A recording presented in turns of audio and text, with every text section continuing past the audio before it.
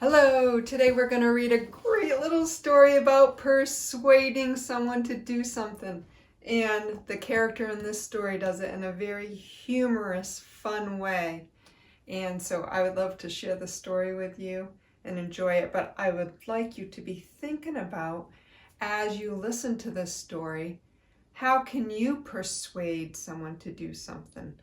What could you use for reasons for something to happen that you really want, that you could persuade someone to do something because you have reasons why you can do that. So I want you to be thinking about that in your head as you listen to the story, something that you may want that you can persuade someone to help you with or to let you do something.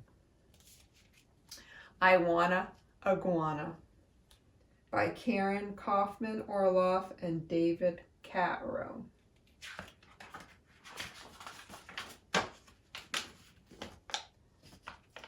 To Max and Emily for their inspiration, to Brad for support, and to all my writer friends for making me work harder. To Mr. Alexander, you taught me discipline on how to be an artist.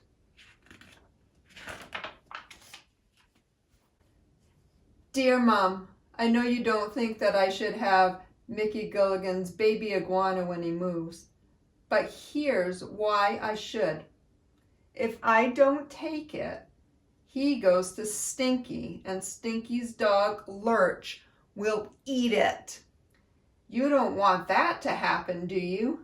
Signed, your sensitive son, Alex.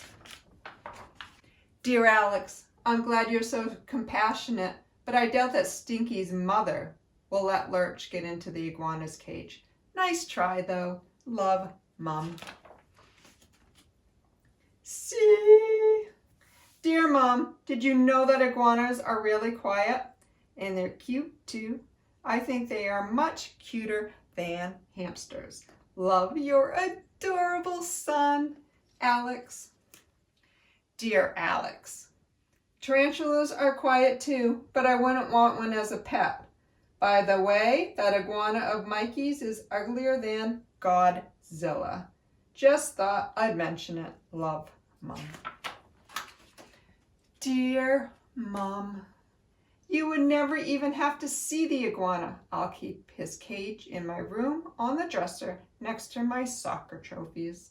Plus, he's so small, I bet you'll never even know he's there. Love, a zillion and one kisses, Alex. He's really trying to butter his mom up. Dear Alex, iguanas can grow to be over 6 feet long. You won't have enough space in your whole room, much less on your dresser, with or without your trophies. Love, Mom. Dear Mom, it takes 15 years for an iguana to get that big. Mikey told me I'll be married by then and probably living in my own house. Love, your smart and mature kid, Alex. Dear Alex, how are you going to get a girl to marry you when you own a 6-foot-long reptile? Love, your concerned mother. Dear Mom, forget the girl. I need a new friend now.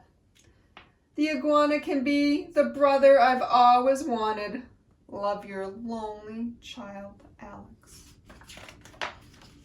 Dear Alex, you have a brother. Love, Mom. Dear Mom, I know I have a brother, but he's just a baby. What fun is that? If I had an iguana, I could teach it tricks and things.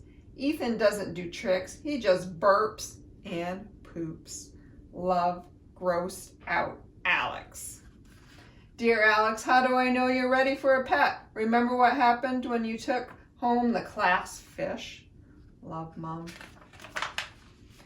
Dear Mom, if I knew the fish was going to jump into the spaghetti sauce, I never would have taken the cover off the jar. Love your son who has learned his lesson. P.S. Iguanas don't like spaghetti. Dear Alex, let's say I let you have the iguana on a trial basis. What exactly would you do to take care of it? Love, Mom. Dear Mom, I would feed him every day. He eats lettuce, and I would make sure he had enough water, and I would clean his cage when it got messy. Love, responsible Alex. P.S. What's a trial basis? Do you know what a trial basis is? When you get a certain amount of time to prove that you can do it. Also, Alex says he's responsible. What does responsible mean?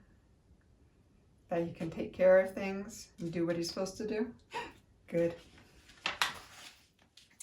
Dear Alex, a trial basis means Dad and I see how well you take care of him for a week or two before we decide if you can have him forever. Remember, Stinky and Lurch are waiting. Love, Mom. P.S. If you clean his cage as well as you clean your room, you're in trouble. Uh-oh. He needs to keep cleaner room. Dear Mom, I really try to clean my room and the iguana's cage. Also, listen to this. I'll pay for the lettuce with my allowance. I mean, how much can one baby iguana eat anyway?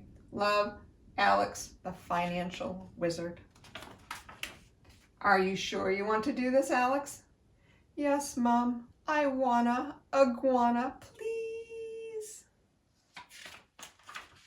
Dear Alex, look on your dresser. Love, Mom. What do you think he's gonna find?